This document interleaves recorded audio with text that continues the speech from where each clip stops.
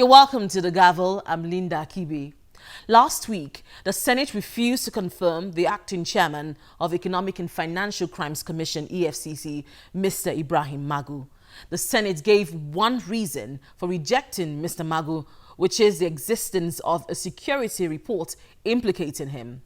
Now, as expected, the Senate's action elicited strong reactions from various quarters. The Socioeconomic Rights and Accountability Project, SERAP, has petitioned the UN Special Rapporteur over the Senate's action, describing it as intimidation and unfair treatment of Mr. Magu. On the other hand, some Nigerians have hailed the Senate's decision to reject the confirmation of Mr. Magu. In the meantime, in the face of these reactions, the Senate has maintained that it is standing by its decision.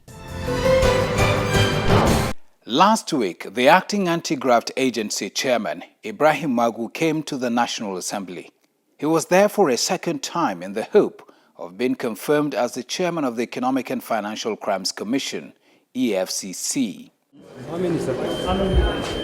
Lawmakers went into a private meeting to discuss whether or not to confirm Mr. Magu and 4 others as EFCC chairman and members of the Anti-Graft Commission.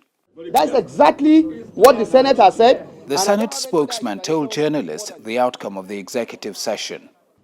The Senate of the Federal Republic of Nigeria wish to inform the general public that based on security reports available to the Senate cannot proceed and confirm the nomination of Ibrahim Magu Mustafa as the executive chairman of EFCC. Accordingly, the Senate hereby rejects the said nomination and has returned the said nomination to Mr. President for further action. Ever since the decision of the Senate on Mr. Magu was made public, it has stirred the hornet's nest with many questions being asked. Some Nigerians wondered why the presidency would send Mr. Magu to the Senate to be screened if it was aware of a security report prepared by the DSS against him.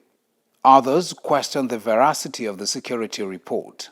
There were even talks of another security report purportedly in the Senate. In the face of these questions, the Senate spokesman again, during the week, briefed journalists emphasizing the decision of the Senate rejecting the confirmation of Mr. Magu.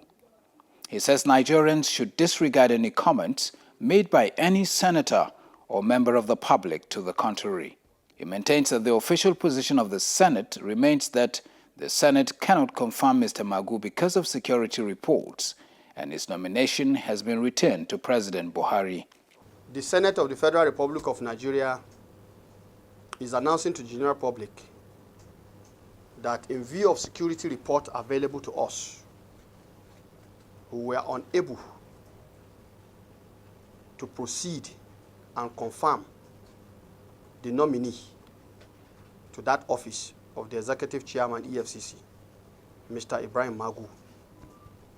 And I said, accordingly, the Senate hereby rejects the said nomination and returns the nomination to Mr. President for further action. I'm quoting myself verbatim as I've said it. So for me, that is the official position of the Senate and remains the only official position of the Senate. Media reports emerging, especially taken from the interview granted by our leader, Senator Ali Ndume, has maybe, depending on how people have read it, I've not seen it, but the calls from colleagues, the text messages and whatnot, meant that we have to clarify issues. It will be interesting to see how the president reacts to this and what his next step would be. As we are in the twilight of 2016, we'll be looking at some of the major activities in the National Assembly during the year and also evaluating the performance of the Parliament in 2016. Now, to kickstart this, we sat down with a senior parliamentary correspondent, Mr. Omololu Ogumade, and a public analyst, Mr. Oke Epia, to assess the National Assembly in 2016. If you ask me to assess the National Assembly very dispassionately, I will say, not so bad, at the same time, I would say not so good. Not so bad because we've had a number of good steps taken by the National Assembly that has been in national interest. Say, take for instance the recent suspension of the planned or the alleged plan to increase data tariff.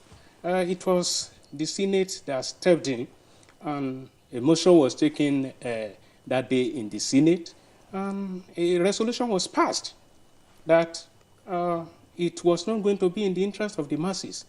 And as a result of that, that move should be suspended. And about, I think, an hour thereafter, we heard that the NCCA had responded and suspended the move. I think that was a proactive move, and which was taken there. Another one is a Petroleum Industry Governance Bill, which is also a bold initiative. I do remember at that time that several times the National Assembly had to appeal to the presidency or the executive to come up with PIB as a result of the stalemate in petroleum industry. When they realized that the appeals weren't producing desired results, they took the bull by the horns, and then they came up with petroleum industry governance bills with the intention to unbundle NNPC into 3 different commissions. And I think about 2 weeks ago, the aspect that is very, very challenging, that affects people, the people of the Niger Delta, that is the host community fund, a bill to that effect has also been initiated in the Senate. But if I look at the other side, you look at the way issues are taken in the National Assembly, for instance, you wonder, sometimes issues are personalized, you understand? For instance, the amendment of CCT Act. No, there was that desperation to amend that act, despite an outcry against it from the public. You know, the prayer was so much that time that Senate had to suspend it.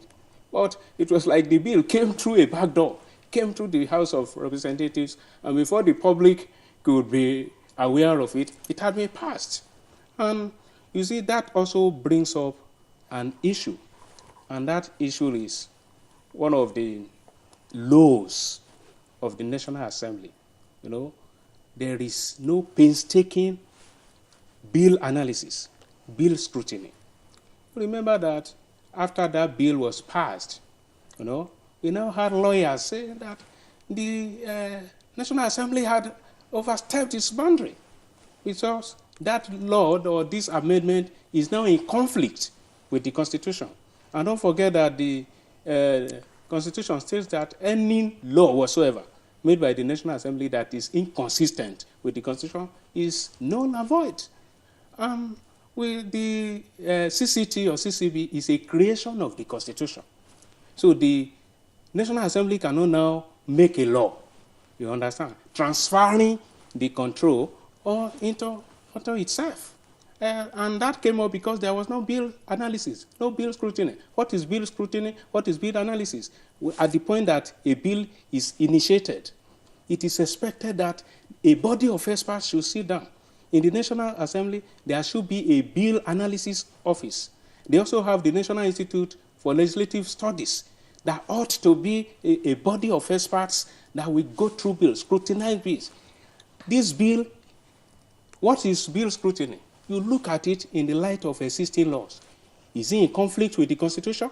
Is it in conflict with international laws? Is it in conflict with any existing laws? You have to look at this. You have to look at it. Is it in tandem with the current reality? When you look at it, when you find that that bill is in conflict with any law, at that particular time, you drop it because it is not going to stand the test of time at the end of the day. But they appeared to be oblivious of this, and then they went ahead to pass that bill. It was after passing it that lawyers like Pastor Tudebakari started drawing their attention. No, I said, this CCT is a creation of the Constitution. You cannot go ahead to pass another bill amending it. Before you can do that, you must amend the Constitution and expunge that aspect. like that. You remember when the senator representing Lagos Central, Senator Oluremi Tinubu, also brought a special status bill to the National Assembly. It was at that point that some of the senators, like Senator James Manager, was citing a constitutional provision, that talked about how you could give special grants to states. It's already stated in the Constitution. But why did the bill have to get to that stage before you discover that? If bill scrutiny and bill analysis had been done at the right time, you should have found out that, there's a provision in the Constitution that this bill is conflict with. At that time, you should have resolved the problem. Why get into the floor of the Senate before you find that, and then at the end of the day, the process is failed? The functions of the National Assembly, of the legislature, you must address this question from that perspective. What are their functions? They have three core basic functions: representation, lawmaking, and of course oversight. These, if you want to do an assessment of the National Assembly, it must necessarily come from these prisms. With respect to lawmaking, which is the one that is common, usually easy to measure in tangible terms. Okay, we have done this number of bills. The Senate, for instance, says they have done about 405 bills, according to Senate spokesman. The House of Reps says they have done about 551 bills, been introduced into plenary in the last 1 year. These are tangibles, and these are all within the stream of lawmaking. And I mean, that's the question would be, these bills and these processes, how much value have they added, or are they supposed to add to the lives of Nigerians? That's another question altogether, which probably we would need to address, But with respect to representation, again, I think that the assessment would be also, may also be conducted within the realms of one, how they have treated petitions that have come to the National Assembly in both houses, because petitions,